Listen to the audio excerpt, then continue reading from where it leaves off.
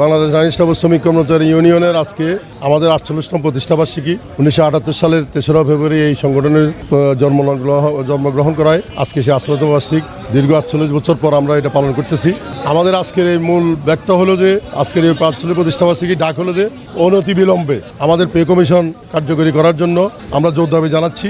পাশাপাশি রেলের যে দুর্নীতি, সে দুর্নীতি বন্ধ করতে হলে যে পর্যায়ে যা দায়িত্ব নেওয়া দরকার সেটা যেন প্রশাসন নেয়। এবং বর্তমান অন্তর্বর্তী সরকারের কাছে আমাদের অনুরোধ থাকবে যে রেলটাকে যেন দুর্নীতিমুক্ত করার জন্য এবং বৈষম্যমূলক একটা রেল যাতে আমরা উপহার পাই, এই আশাবাদ ব্যক্ত করি আমরা আজকের এটা হলো পে স্কেলে। আমরা সর্বদলীয় পে স্কেল আজকে একটা আমাদের ছিল, কর্মসূচি ছিল।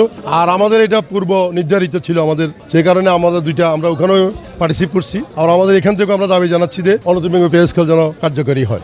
অবশ্যই আমরা আগামী 6 তারিখে আমাদের ওইভাবে কর্মীয় সিদ্ধান্ত আছে, যদি কেন্দ্রীয়ভাবে সিদ্ধান্ত আসে আমরা কর্মবিরতিতে যেতে বাধ্য হব।